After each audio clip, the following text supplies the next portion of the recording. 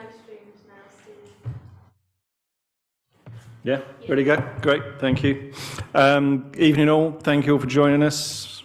This is the Planning Committee meeting of Frome Town Council. I'm Steve Tanner, I'll be chairing this evening's meeting. We want to make our meetings available to as many people as possible, regardless of where they are, so we're using a hybrid setup of here in person here at the Town Hall and online via Zoom. For those in the room, usual housekeeping, emergency exits to the rear of the room and the assembly point is in the car park. Toilets can be accessed by the end of the corridor on the right-hand side, or there is an accessible toilet to the right of the lift. Panelists on Zoom, please use electronic raise hand by clicking on the participants button at the bottom of your screen. For those in the room, please raise your hand. Tonight, Jane and Catherine will clerk, Hannah will manage the questions board and participant sessions. Meeting will be recorded for minuting purposes and we also live stream to our YouTube channel. Thank you. Item number 1 on the agenda, questions, comments, information from the public and councillors. Great, nothing. Item number 2 on the agenda, to agree the apologies of absence received. We're all here. Yes. Steve, you're going to raise the... Oh yeah. Is that? Oh yes, we can do that now. Well, yeah. We had an impromptu meeting with Bo Walsh on Tuesday, I believe, who came into the town hall.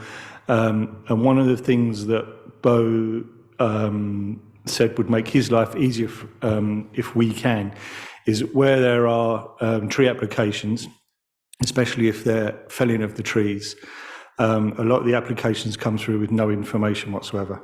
So no photographs, just tree to be felled. What Bo has asked us to do is if we do see tree applications, especially those being felled with no information whatsoever, can we please go back to the applicant and ask for said information? As I say, even if it's just photographs or why the tree is being felled. Can we vote on that as a policy? We can't vote on it because it wasn't an item on the agenda, but we can note it. Oh, I thought it was. Okay, fine. Sure thing. Okay. So maybe we can put that and do it next time then. So are we charging Somerset Planning Enforcement for that service? I don't think we can. I mean, normally it would fall on Bo, but Bo is so busy that, you know, I think it's something that we can do. But I like your idea. Just that. Yeah, I think also what Bo said would be helpful is in our responses, if we could just note, actually, it would be great if there was more information submitted with the application, so that it's there on the record. But yeah, because it wasn't specifically an item on the agenda to discuss, we don't need to vote on it. But I think we can just take it away as an action. We don't need to vote on it. Great, thank you. If nothing else, item number 3 on the agenda, declaration of members' interests. Yeah, I have an interest in item 329. Laura Elias is a friendly neighbour. Great. No, anything else? No. Cool. Great, thank you. Presuming Mr. and Mrs. Collier is not anything to do with It is, and we have sought advice, and we don't need to declare an interest. It is, believe it's her son. Yep. No. Yeah.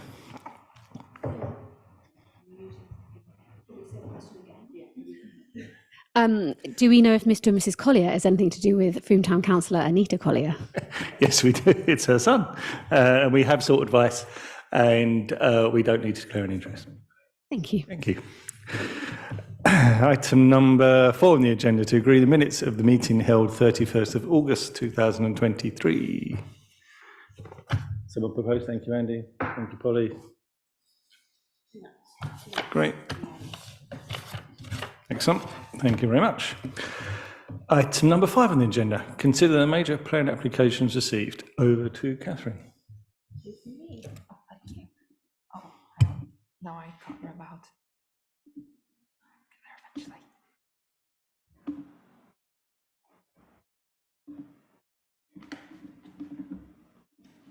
Okay, so the first one we are looking at is Feedback somewhere.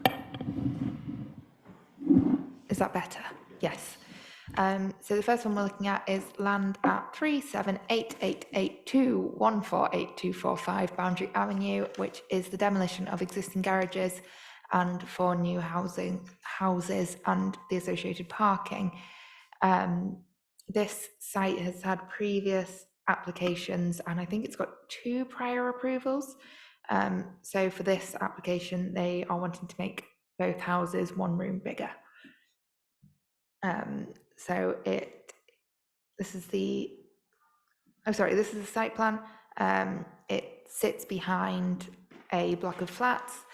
The site is currently some garages, which presumably went with the flats when they were first built, a bit of garden space and a bit of tarmac. And this is the proposed site plan. So the garages are here, or they are currently here in the dogleg section, to be replaced with two smaller houses, and then this section further up for the 2 slightly bigger houses, both with gardens and associated parking. And then the parking for the flats is being rejigged around to ensure parking for them. This is the existing site section. So the land slopes away quite steeply, so I think the houses will sit lower than the flats anyway.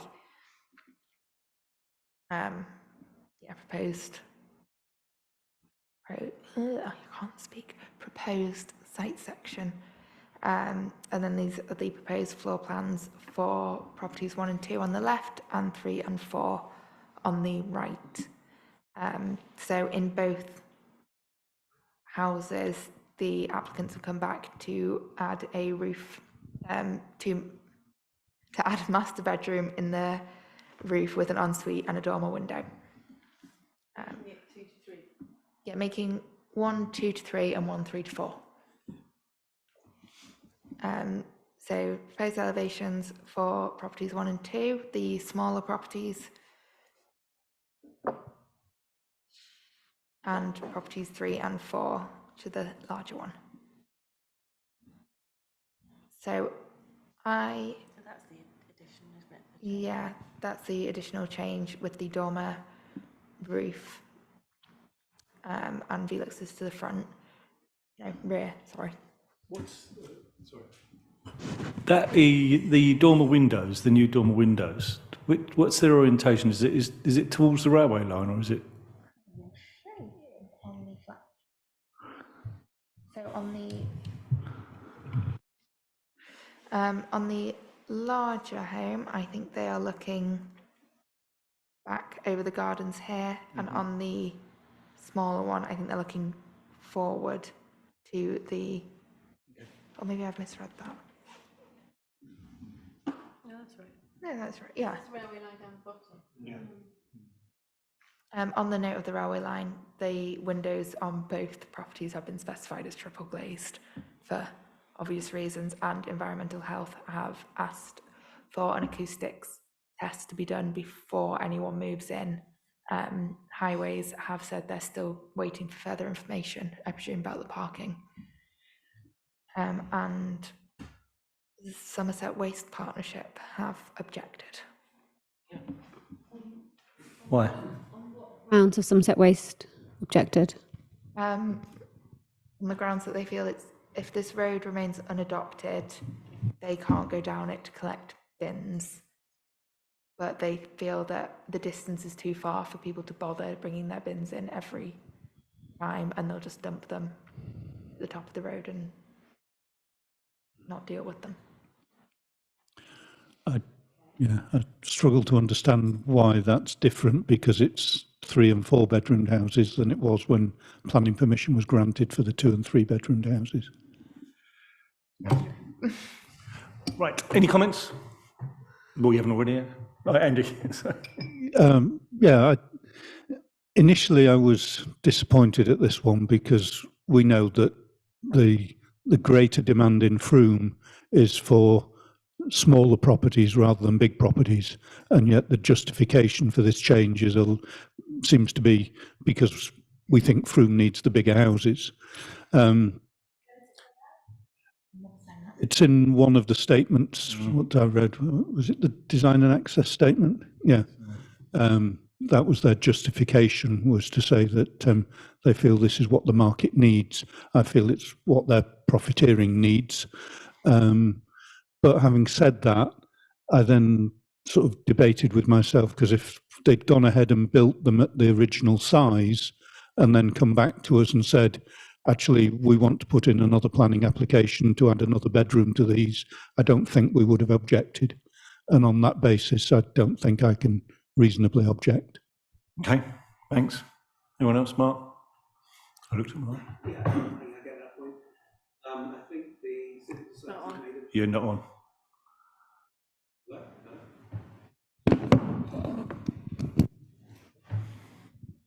Is that any better? Perfect. Thank you. Yeah, I don't know why anybody would want to live that close to the railway line, because they really are on top of a railway line, but that ship has sailed because the planning is already there. But I am minded to pay some attention to the parking provision, because it's inadequate for the larger buildings, the extra bedrooms, and they'll be parking up the road and into St Mary's or not St John's, into St Mary's Road, which is already rammed with parking. So I would probably not be keen on it because of that. Really. Great, thanks. Anyone else? I'm sort of with you on the parking, I have to admit. I mean, for a 2-bedroom house and a 3-bedroom house, parking seems sort of just about adequate. But for a 3 and a 4-bedroom house, assume there's going to be a reasonably large family going into both of those houses, probably with 2+ cars per house. So, yeah, it sort of tips the balance of parking a bit odd, doesn't it? I'm sort of with you. Can I just ask, so what we're deciding here isn't whether we think these houses themselves are a good idea, it's whether it's just the additional space. Yeah. Okay. They've already got planning permission for one Yeah. 2-bedroom and one 3-bedroom house. Is that correct, Catherine? Yeah, so the Yeah. planning application, they've put in a planning application previously, had that approved, and that's for the smaller dwellings. So that one exists. Then they've put in a second one for slightly bigger dwellings, but on the same footprint. So this could get rejected, and they'd still be able to build the first one. So the 4 houses are still going ahead? Yeah, the four houses exist. They're just seeing if they can get more bedrooms. So it would have passed like an acoustic assessment previously then? Probably has the same conditions that triple glazing, and has to pass an acoustic. That's before people move in. The only real things up for debate that the planning guys will look at is going from a 2 to a 3 and a 3 to a 4. Is that okay? And is the amount of parking associated with a 3 and a 4-bedroom okay, rather than a 2 and a 3-bedroom? Okay. That's about it, I think. I was looking at you. Polly. Hello. I'd like to say something. Yes. I think, just to echo what Andy said, I think it would be really good to note that it goes against what we know to be the demand in Frome. However, we also know that lots of people are building extensions because they've got adult children who just can't afford to move out. So it depends. There's an argument for both sides, but I think it'd be really good if we noted it for recommendation that the smaller houses are much more in need. I think the parking will probably shuffle itself around. I don't see that as a problem. I again can't see why anyone would live that close, because all the rest of them, the railway is at the bottom of the garden and it's far enough away, but it still must be noisy. There's also, all the other houses have a row of trees in between the railway and their houses, and this won't. But then that's not the question. I agree with Polly. I think it's good to note that that's not what the demand is, but I also can't really find a reason to object to it either. We can say we have no objection to the 3-bedroom, but we object to the 4-bedroom because of the parking standards. And have them. Now, there are standards though, aren't there? X number of car park spaces per bedroom, or you'll need to remind me what they are, but I don't know. Yeah, no, I was just going Going to say highways will probably object on those grounds anyway, and I imagine that's probably the additional information that they're looking for, because they haven't submitted a revised parking layout showing how the additional cars can be catered for. So I think highways will probably respond in that way. This isn't really the point, but I literally, someone said this to me earlier, is that you make use of what space you have. I have a spare bedroom and it's just full of crap. So if you give people car parking spaces, they're just going to buy cars to put in them. They'll just fill them.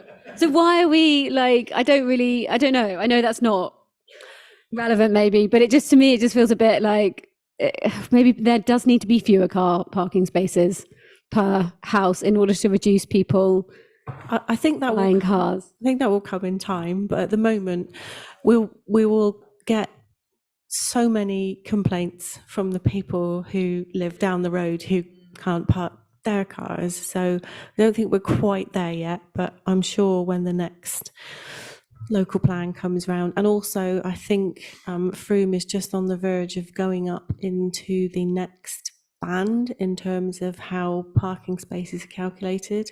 So at the moment we're calculated on a rural basis. As the population increases, if they keep the figures the same, we will come under urban. So there will be a requirement for less parking spaces per house. Ooh, that's good. Which means the public transport will have to step up. It'll have to. Oh, okay, fine. That would be good then. Yeah, I'm sure that will happen. Yeah. Just cynic. So hang on, where are we then?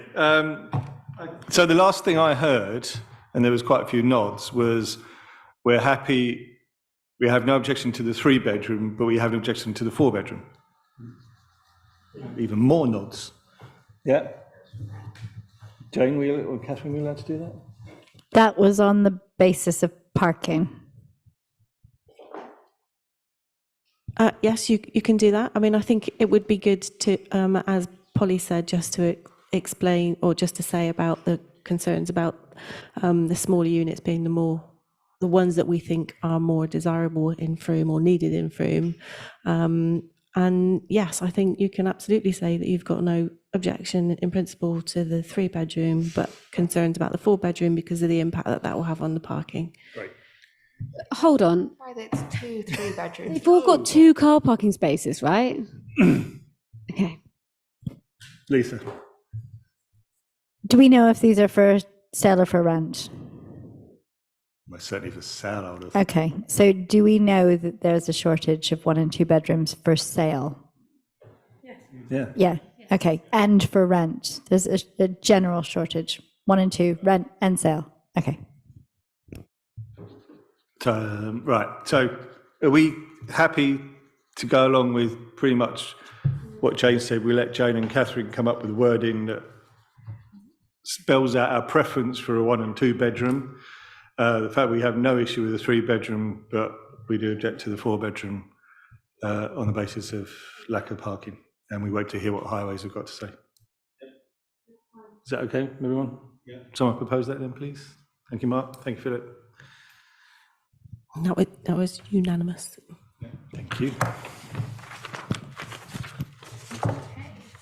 And on the subject of tiny houses, the next one is 334 21 Shepherd's Barton in Frome, which is to replace the existing kitchen structure and construction of rear extension, the installation of a new kitchen and replacement staircase. They've applied both for planning permission and listed building consent because Shepherd's Barton is listed as a group listing all the way down the terrace. So site plan on the left, it is this one highlighted. You'll know it's the one with the pink door when you walk down. This is the proposed site plan. So you can see the dotted outline is where they're planning to extend to, which I think is just about 50% of the courtyard space they've got available.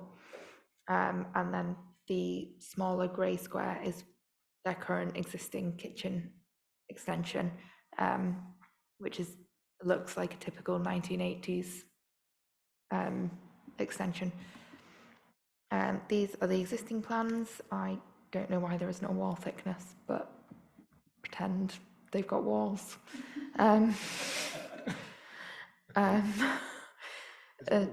There's kitchen to the rear, and it's got a flat roof over it. This is the proposed plans. So again, pulling it out further, again with a flat roof with a lantern on top. A lantern, glass, a window. They've got a fancy window to let light in. I think. Maybe I just can't read the plans. Yeah, with a flat lead roof. This is the existing elevations. I feel like they're quite difficult to read, so I'm not 100% sure on them. And this is a proposed extension, so it's going to be glass. The whole extension essentially is glass, frameless, with a flat roof to increase light into it. Oh, that's it. It is a listed building. It's a very modern extension. The Civic Society, if you have the notes, oh, Steve's got the notes.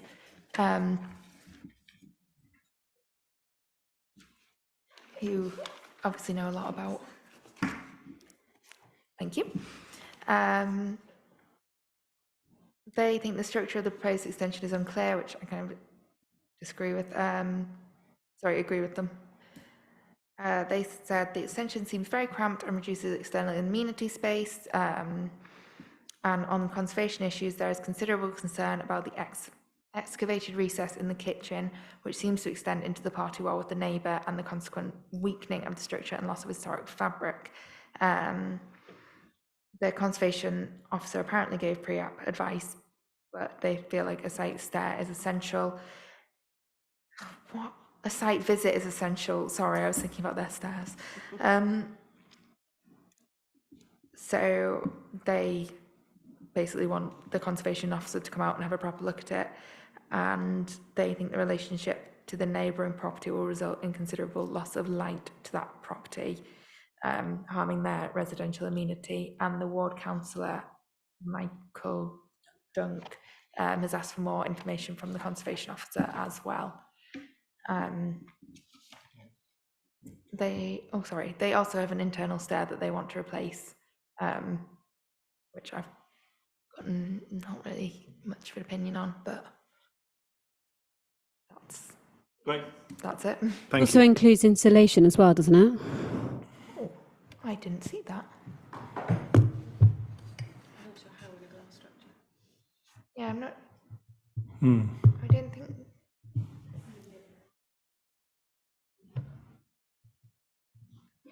Right, any questions, any comments, any thoughts? Polly, sorry this time. One of the things Steve and I were talking about prior to the meeting about just, whether or not a lot of these things we can't actually see the back of. Obviously, we can't see what it looks like now, and we can't go through unless we requested access and if it was something particularly contentious. But very often we get these lovely streets and, conservation areas or listed buildings, and there is no objection from the neighbours, and you sort of wonder what the communication is like, and do they get something that says to the occupier and they just bin it and they don't see it, etc. So I did text a neighbour because I knew there was somebody there, and he said that then, very aware of it and didn't have any problem because it was at the back of the building, and that it wouldn't ruin the street scene in any way. And obviously what the Civic Society is saying here is whether or not the neighbour objects, this represents harm to residential amenity. And I mean, take your advice on that, Catherine, but it's interesting, isn't it? I think I was wondering about how clear it is to neighbours. But this looks like they have really been consulted and nobody has said, and it's a historic, beautiful street, so you would think that people would object if they found it to be a problem. they're tiny houses. They need a bit of extra space. This is a holiday cottage. This is an Airbnb, isn't it? So there we go. I don't know enough about the design plan to know whether it would indeed put ruin the amenity for the light for the neighbours. Do either of you have a comment on that? I think, given that the plans were quite difficult to read, it is very difficult to make that assessment looking at the plans. And as you rightly say, it's at the rear of the property, so it's quite difficult to go and stand there and have a look. Obviously, the conservation officer will visit and have a look. And actually, there's nothing to stop us from getting in touch with the applicants and saying, do you mind if we come around and have a look and you talk us through your plans? We haven't done that in this instance, and as Catherine said, the plans are quite difficult to read. So I'm expecting that there will be amended plans to come forward with this application that will hopefully clarify things. And then at that point, if anybody's still unclear or wants to, we can get in touch with them and ask if we can go and have a look. I think most people don't mind, although we have been caught just trying to stare over people's backyards before. It's quite, so yeah, it's always best to give them a call first. It has had a pre-app. We don't get to see the pre-app, unfortunately. Yeah. I like modern extensions on old buildings. I think it's honest. So the only thing I have a concern about is the impact on neighbours. I can't see how it does because the walls seem to be quite high, and it seems to be, so I can't see how it would, but that would be my concern, but it's my only concern. So I think these elevations especially are incredibly difficult to read, but I think from what I think I can see, the extension is going to be built into the existing wall, and only that strip of glazing here will be above what it is now. So they will need a party wall agreement with the neighbour, and then I suppose that's the neighbour's opportunity to say, well, hang on a minute, because they can say no to a party wall, but I don't think it'll have as much of an impact on the neighbours. And again, that is up to them to object. It's their amenity. It's up to them if they want it or not. Yeah, the thing is, we also have to bear in mind that the current neighbours may not always be the current neighbours. That's true. They may, yeah. Andy, sorry. Yeah, given how difficult this is to read and understand, I would be minded to object on the basis that we need some more information before we can come to a full decision. Can I ask Jane, sorry Philip, just before, or Catherine, assuming that the conservation officer will pay a visit, could we ask to join that visit? We can. Are we likely to get a positive response? I don't think it's a case of not getting a positive response. I think it's just that the conservation officer's diary is, we'd have to work to that. So Sure, yeah. I mean, I get that. I mean, but on the assumption that they probably will be going to visit this, I think, would that be a fair assumption? Yeah, absolutely. We can ask, and even if we can't make that work, we could still ask to go independently. So. Okay, all right, thanks. Philip, sorry. Thanks, Steve. I do find the drawings quite tricky to interpret, but I'm not quite sure, Catherine, from what you said, that looking at what they've submitted, the drawing doesn't show that if you're coming from the back of the house outwards to the garden area, that the wall actually is at an angle, which on here it says new stone wall to north boundary, and that actually then goes across, as it were, the back door of the neighbour's house. Not on Airbnb. Which has photos. Because what I'm not sure about is, are they saying it's a new wall that what hasn't existed? Because then on the other side it says new rubble stone a wall to north boundary as well. So they're actually building a wall that's of that height, but also it then comes across at an angle, almost across the door of the next door neighbour. I can't tell you, Philip, because in their plans, they show a fence, a timber fence, and in their existing elevational drawings, they show a wall. So, Well, I can't make out. I mean, my concern would be if they're building that wall. I think it's clear the plans are not They're not, no. particularly clear, are they?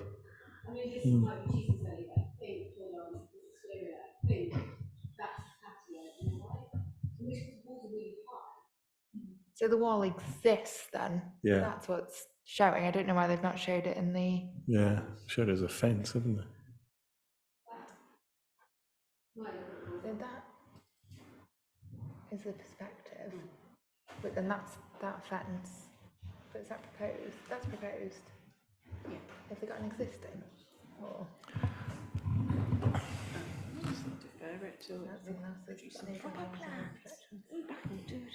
I mean, it seems to me that none of us are very clear about what the plans are. I don't think anybody's necessarily got a problem with the fact that it's a modern extension on a listed building, but we just need to be sure that we're commenting, we understand what we're commenting on. So Absolutely. I think we just go back and say, is it possible to meet the conservation officer on site? And then we'll properly understand the scheme and hopefully get some plans that reflect that.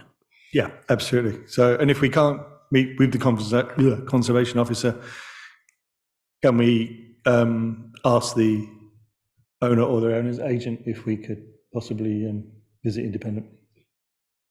Okay, so sorry, Polly. But they may just resubmit really clear plans. You may not need to go. So it just depends on what they come back with, really, doesn't it? Yeah. So we defer, effectively. Yeah. Yep. Do we have to vote on that? Yes. Could someone propose a deferral, please? Thank you, Andy. Thank you, Fiona. That's unanimous.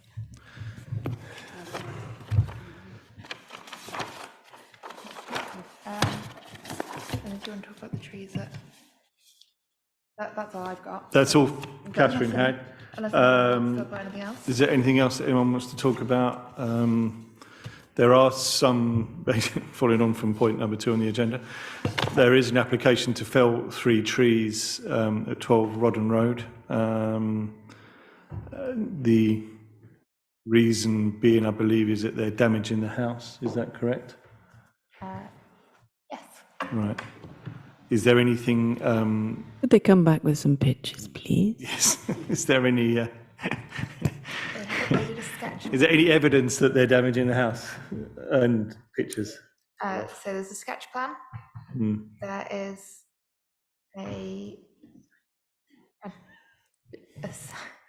site investigation factual report, which is, I have read it.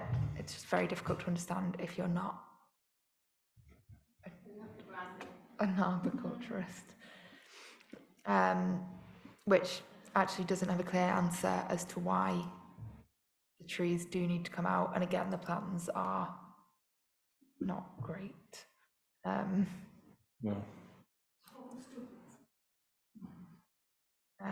I don't, they've included a tree survey as well, but no pictures. They've tried, but they need photographs. Yes, photographs would be good, and a clear assessment. Yeah.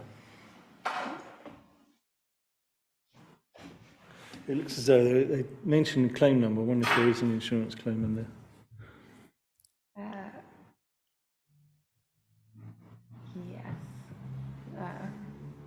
Yeah, Address. that's a report for an insurance company, isn't it? Yeah.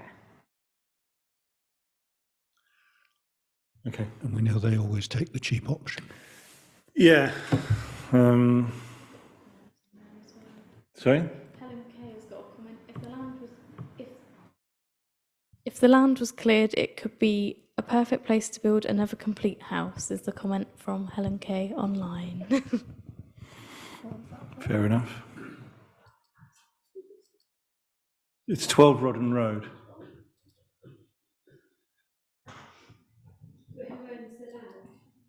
The owners of 12 Rodden Road, I guess. I mean, there is a reasonable amount of information, isn't there? I mean, it's whether we feel that there could be an alternative to felling the trees.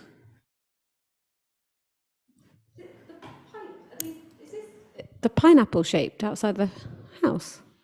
There's 3 of them, an apple tree, a plum tree and a rose. No, there's a pineapple tree.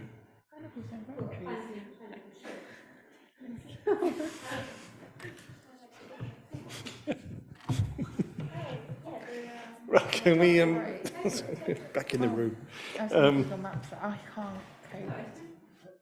Has anyone got any particular issues with these trees being felled?